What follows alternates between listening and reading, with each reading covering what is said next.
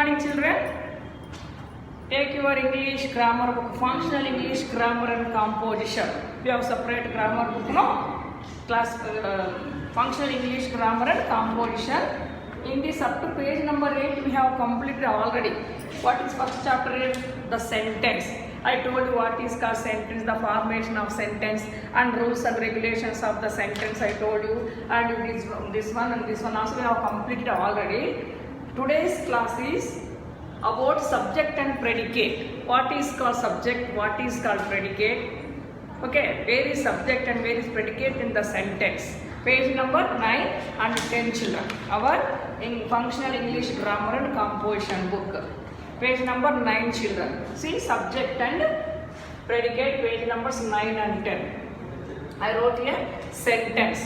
Okay, what is called subject and predicate? A sentence can be divided into two parts, children. A sentence can be divided into two parts. One is called subject and another one is called predicate. Another one is called predicate. What is called subject and what is called predicate?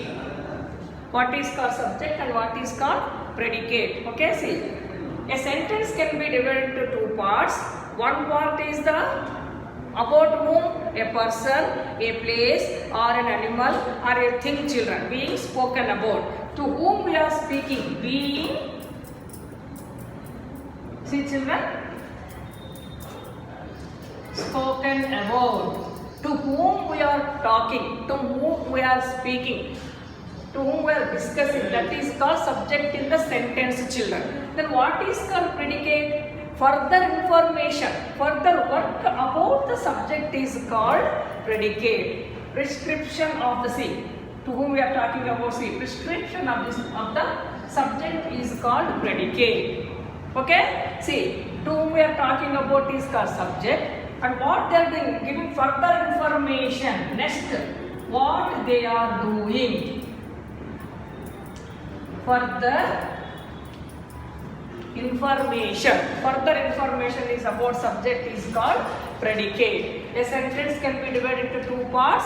One is called subject and one is called predicate. Subject means in a what about a person, a place, an animal or a thing. What these are doing, that is called predicate. See here, take your this grammar book, page number 9.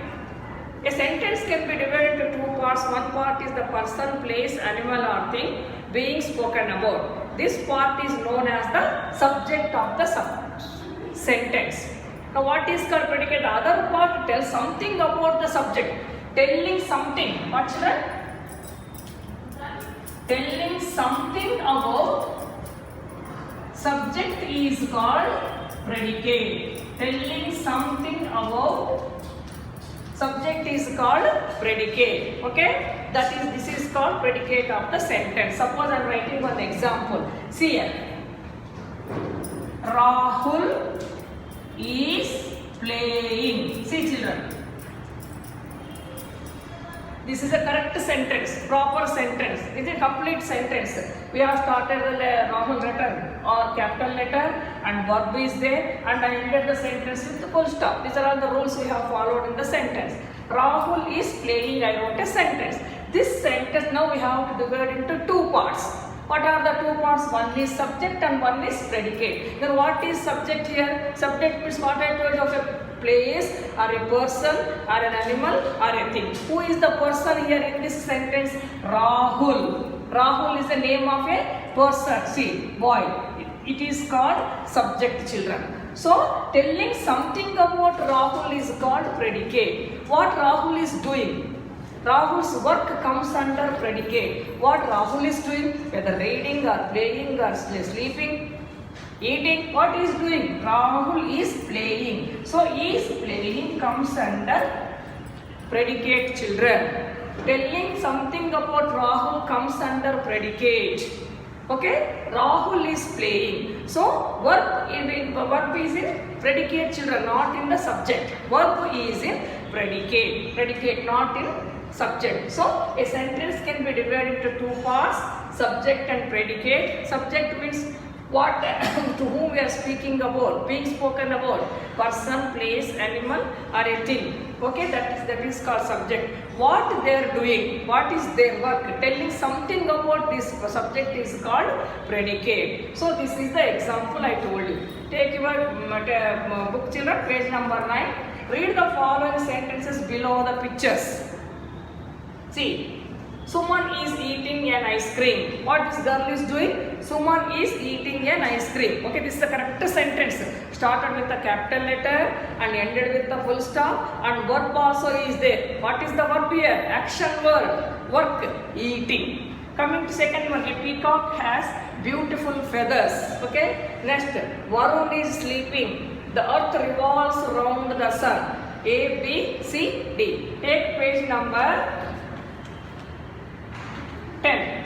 See here. We can divide the sentences given on previous pages into two parts, subject and predicate. See, these 4 sentences are there now on page number 9. We can divide these 4 sentences. Each sentence we can divide into 2 parts. One is subject and one is predicate. See, they have given a table. See, here is a tabular form.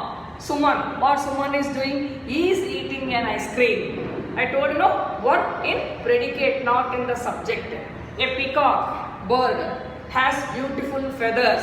And next, Varun is sleeping. Next, the earth revolves around the sun.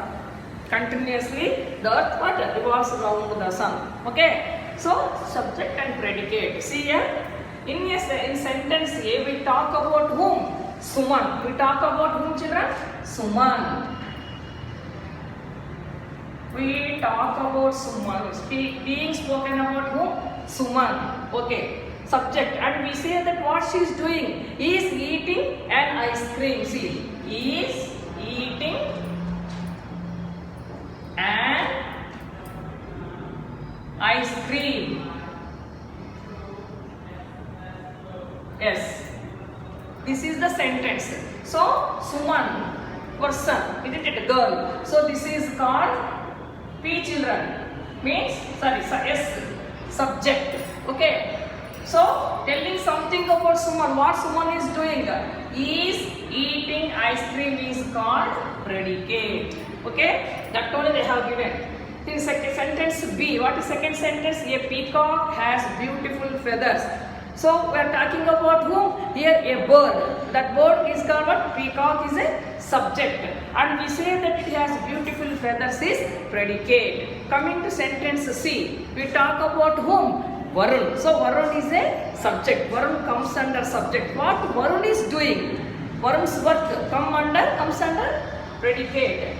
What he is doing? He is sleeping. In sentence D, we talk about whom? The earth. The earth revolves around the sun. So that is revolves around the sun is called what, children? Predicate.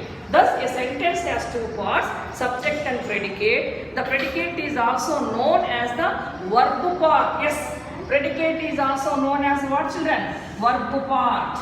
This is also called what? Verb part.